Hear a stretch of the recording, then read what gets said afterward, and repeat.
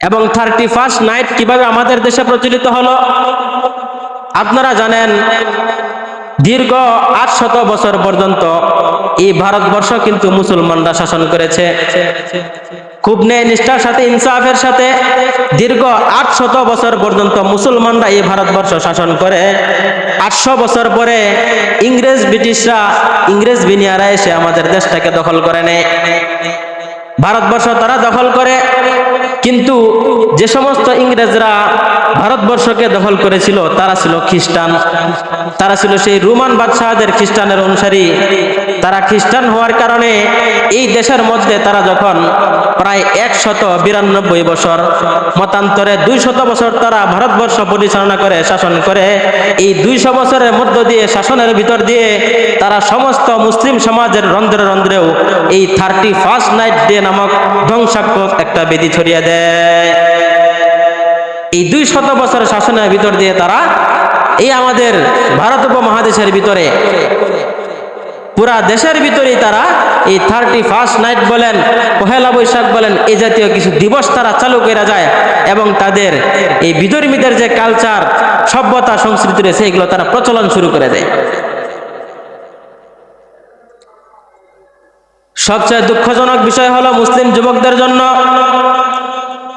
মুসলিম যুবকরা এই 31st night day সহকারে আরো যত ধরনের বিধর্মীদের দিবস রয়েছে এই সমস্ত দিবস তারা এমন ভাবে পালন করে যেন তারা মুসলমানের ঘরের সন্তান নয়।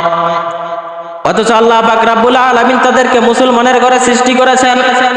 তারা মুসলমানের ঘরে জন্মগ্রহণ করে, নিজেদেরকে মুসলমান দাবি করে, তারপরেও কিভাবে যে ওই সমস্ত ইংরেজদের আনা, তাদের ইংরেজদের আমদানি করা এই সংস্কৃতি তারা লালন করে সেটা আমার বুঝে আসে না। যে সমস্ত ইংরেজরা 200 বছর শাসন করেছিল ভারত উপমহাদেশে, এই ভারতবর্ষে আসার শুরুর দিকে ইংরেজরা শত শত, হাজার হাজার ওলামায়ে কেরামদেরকে ফাঁসির কাস্টে ঝুলিয়ে তাদেরকে শহীদ করে। এই সমস্ত ইংরেজরা লক্ষ লক্ষ মুসলমানদেরকে, লক্ষ লক্ষ মুসলমানদের উপর অবিচার এবং নির্বিচারে অত্যাচার আর নির্যাতন করে তাদেরকেও শহীদ করে। এই সমস্ত ইংরেজরাই কিন্তু এই যে স্পেন নামক একটা রাষ্ট্র রয়েছে, স্পেন কিন্তু একসময় মুসলমানদের অধীনে ছিল। মুসলমানরা একসময় স্পেন শাসন করত। স্পেনের মুসলমানদের হুমকির কারণে পুরা বিশ্ব থরথর করে কাঁপত। সেই স্পেন নামক মুসলিম রাষ্ট্রের গ্রানাডা নামক একটা অঞ্চল রয়েছে। সেই গ্রানাডার মধ্যে লক্ষ লক্ষ মুসলমানদেরকে মসজিদে মসজিদে ঢুকিয়ে মসজিদের মধ্যে আগুন জ্বালিয়ে দেয় তারা। এই সমস্ত ইংরেজরাই সেই গ্রানাডা অঞ্চলে হাজার হাজার মুসলমানদেরকে জাহাজের ভিতরে ঢুকিয়ে সেই জাহাজের মধ্যে আগুন লাগিয়ে সমুদ্রের ভিতরে ছেড়ে দেয়। জানুস নামে একটা মূর্তি রয়েছে যার 2টা মাথা 2টা মুখ। গত বছর সম্ভবত বলেছিলাম সামনের দিয়ে এক মুখ আর পিছনের দিয়ে আরেক মুখ। এই পেগানবাদ বা প্রকৃতি পূজারীরা এই 2 মুখ বিশিষ্ট এই জানুস নামক মূর্তির তারা পূজা করত। তাদের বিশ্বাস ছিল এরকম, 31শে ডিসেম্বরের আগ পর্যন্ত বাকি সারা যে বছরটা গেল, এই বছরটা আমাদের জন্য ভালোভাবে কাটিয়ে দিয়েছেন এবং আজকের এই 31শে ডিসেম্বর যিনি এনে দিয়েছেন তিনি হচ্ছেন এই মূর্তির পিছনের মাথা। বলেন নাউজুবিল্লাহ।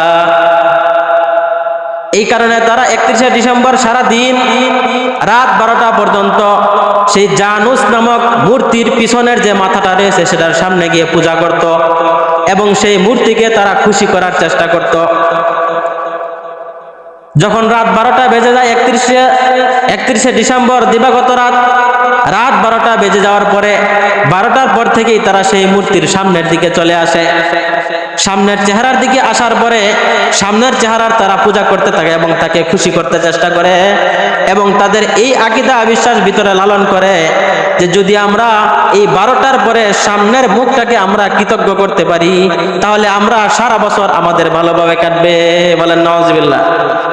ইয়া আইয়ুহাল্লাযীনা আমানু দুখুলু ফিস-সিলমি কাফা ওয়া লা তাত্তাবিউ খুতুওয়াতিশ শাইতান ইন্নাহু লাকুম আদুউম মুবিন।